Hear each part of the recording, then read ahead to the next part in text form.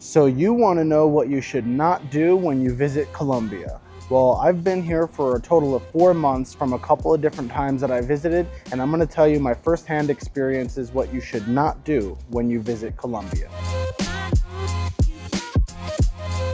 So the first thing that you should not do is leave your drinks unattended. Colombia has a drugging culture. Now, it's not everybody, but certain people do, and even Colombians are not immune to this. It happens to everybody. Now, it's not super common. It primarily happens with people on apps, specifically dating apps, when you meet somebody new. But it does happen when you go to bars. I have heard of it. There was actually something that happened recently where somebody that worked for the mayor ended up getting drugged. So it can happen to anybody, not just foreigners. Make sure that if you're gonna have a drink and you have to go to the bathroom, you bring your drink with you when you go to the bathroom.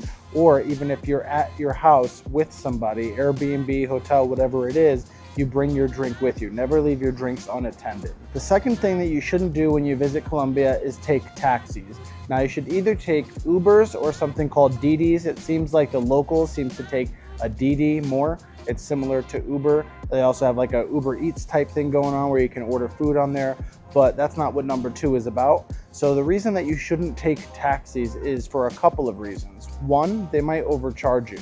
They either may not have their meter working, or they might take the long way even if they do have their meter working.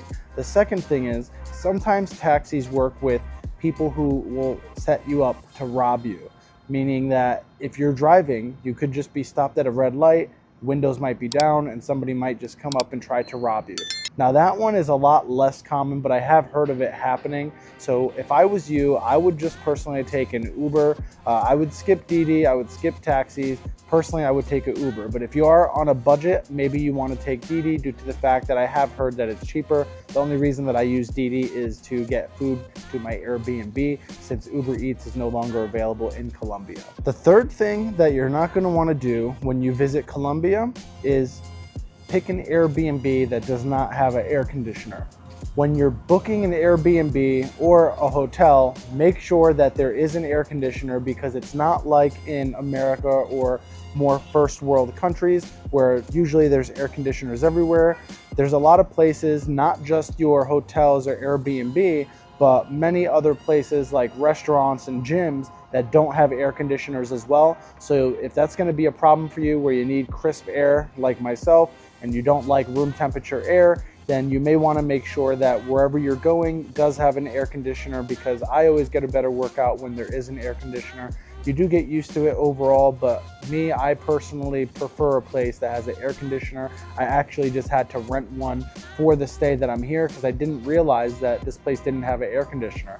I got a beautiful 2-floor loft, and it was very nice, about $1,000 a month. Could have got a place a lot cheaper, but I picked somewhere nice. Didn't realize it didn't have an air conditioner, and they got me. I already knew that a lot of places didn't have air conditioners, but I forgot to check this time. So I'm telling you, you should make sure that you do have an air conditioner if someone is going to rent you out a place, or you're going to end up going to a gym or something like that, especially if you're coming in the summer, because it gets a lot hotter. Luckily, I'm here in January and February, so it's not too bad, but during the summer months, it could get a lot hotter. So I would highly recommend that you do check that they do have an air conditioner. So the fourth thing that you don't want to do when you're in Colombia is go on dating apps and pick up women off of dating apps. I do not recommend it.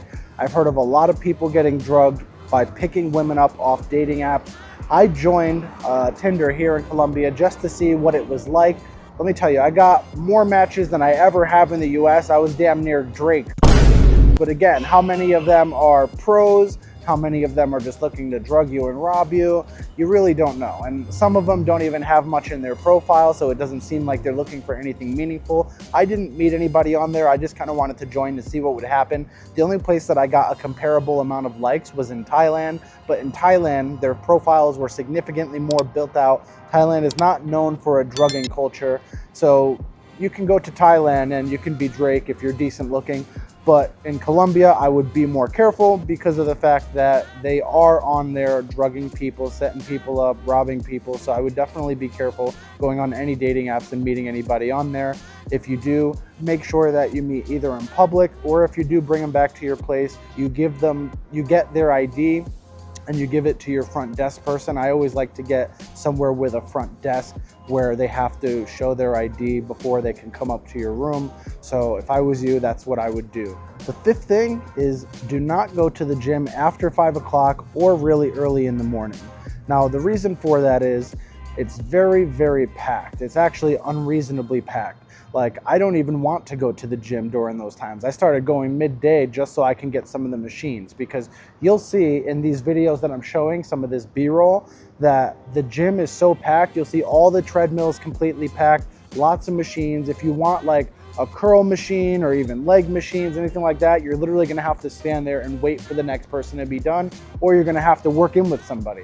And the worst part is, even if you do end up getting the machine, right, and you're working out, what might happen is somebody might come up to you and say, oh, like this, because they wanna switch. I don't like doing that. When I'm getting a workout, I just wanna get a nice workout, listen to my music, get a pump. I don't wanna have to get up, wait for them, it's annoying. So if I was you, I would be careful. There are some gyms that are maybe not as packed, but the few gyms that I've went to, at least the higher end gyms, seem to be packed consistently in the morning and at night after 5 p.m. until close damn near. So if I was you, I would go midday instead of later at night or early in the morning. The sixth thing is you should not expect great customer service. Now, I don't know what it is. Maybe they were not taught how to be servers or what it is, but you could go somewhere and you might sit there for 5 or 10 minutes before somebody comes to take your order. Even if they do come up early, you might wait until they bring you your food just for you to get your drink. Like, in reality, in America, you're very used to people coming up, oh, how is your food? Here's your drink right after you get the order while you wait for your food. You know, customer service. Here, it does not seem that they have that element of customer service. Now, if you're in El Poblado, you might get a little better customer service. If you're in the heart of Laureles, maybe you might get a little bit of better customer service. These are more the higher end, more expensive foreigner areas where you see a lot of foreigners, nice restaurants, stuff like that. Maybe in those areas, you do get a little bit better customer service. But as soon as you leave those areas, the customer service goes way downhill. Even if the restaurant does have good food, customer service is not that great.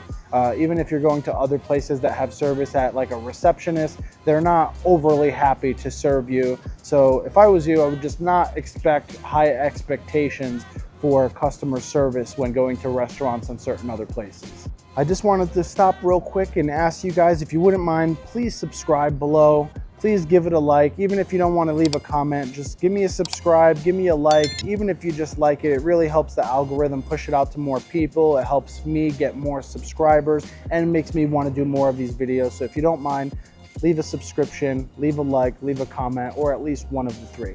Now let's get back to the video. Number 7, do not walk around in certain areas alone at night because it gets very dangerous. So for example, in El Centro, I had to pick a place to stay for 2 days while I can go back to the Airbnb that I really wanted, because I was trying to book for 2 months, but there was 2 days that they didn't have in the middle of the 2 months. So I had to find somewhere else to stay. I picked a place that looked pretty nice overall. It was actually in El Centro, but once I got there, during the day, it had a nice area that seemed like kind of historical. There was some stores and, you know, flea market type things going on, but it was terrible at night. Like literally drug addicts, homeless people, like people were just like setting little fires and stuff, people just drinking and laying on the street. Like the places over there start closing around 7 p.m.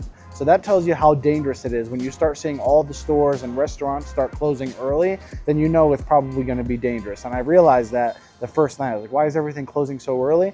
And when I saw how it was by 10, 11 o'clock at night, it was a completely different area. So be aware of your surroundings, know where you're gonna be at, and do not walk around late at night unless you're in one of the safer zones like Laureles or El Poblado. Even Berlin is not too bad. So if I was you, I would just be careful where you're staying, know where you're at, and don't walk around late at night unless you're in one of the safer tourist areas. The 8th thing that you shouldn't do is trust too easily. Now, this doesn't even have to just go with women, even with the people who are taking your money, even with people that try to be friendly with you that you think are your friends. Maybe you met somebody at the gym, etc.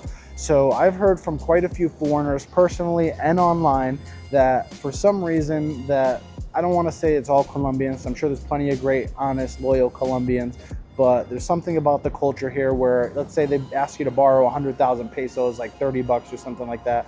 you're probably not going to get that back. They'll literally disappear over something as small as that. So I would be careful with that. Don't trust too easily. Even if you're at a bar, right, and you give, let's say, 200,000 pesos for your bills, like 60 bucks, something like that, and let's say you're giving them 20s, right, maybe 100,000 pesos and 5 20s, they might say, oh no, you only give us 4 20s, you still owe another, you still owe a certain amount more. Maybe it's like 130,000 that it is, but you gave them 100 and you gave them 200,000, but they might say, oh, you only gave us 150,000. They might pocket 50,000.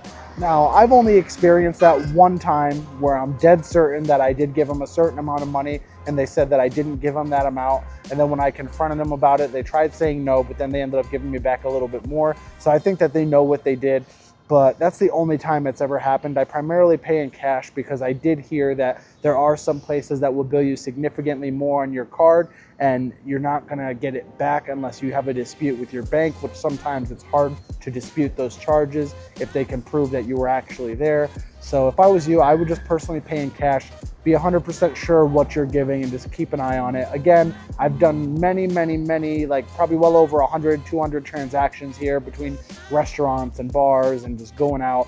Only one time has it ever happened to me, so it's not like it happens all the time, but just be aware of your surroundings and exactly what you're doing. This way you don't get played, don't give out money, don't trust too easily. If you are gonna give money out, just give it as a gift, don't expect to get it back. That's the best advice I have for you on that. The ninth thing is don't book a place that doesn't have a front desk. If you book a place that doesn't have a front desk, you're likely to possibly get in some trouble. Now, what I mean by that is if you invite up the wrong girl, she doesn't have to show her ID, or maybe you put in your password and you have a girl over or even a friend that you met somewhere and they see you put your password in. If there's nobody at the front desk to stop them and check to make sure who they are, or maybe there's no cameras in your building, it's possible that maybe your room will get robbed, maybe you might get drugged or something like that. So I like to pick places that have a front desk, they have cameras in safe areas like Laureles, Berlin, El Poblado, places like that. So that's what I would do. I would just be careful with that. And the 10th thing that you shouldn't do is stay in the tourist areas, due to the fact that you want to explore Colombia. You want to see what the real Colombia is like. I'm not saying don't go to El Centro, but don't go to El Centro at night. I'm not saying don't go into the woods far outside of this city, the valley, whatever you want to call it. This way you can go hiking or ATVing, but I would maybe go with a tour, not just with a random stranger. I have heard, people make friends and they go up to party on the mountain or something, then somebody had to escape because they were about to be robbed or stuff of that nature happening. So you can go to these places, but just keep a good mind about what you're doing, who you're going with, make sure you stay safe. Don't just stay in the tourist areas. Explore Colombia, maybe take an hour-long trip to a coffee farm or something like that. Make sure that you're really experiencing the city and what Colombia has to offer. I appreciate you guys watching this video. I really appreciate if you guys like, comment, subscribe. It really helps the algorithm, and I'll see you in the next video.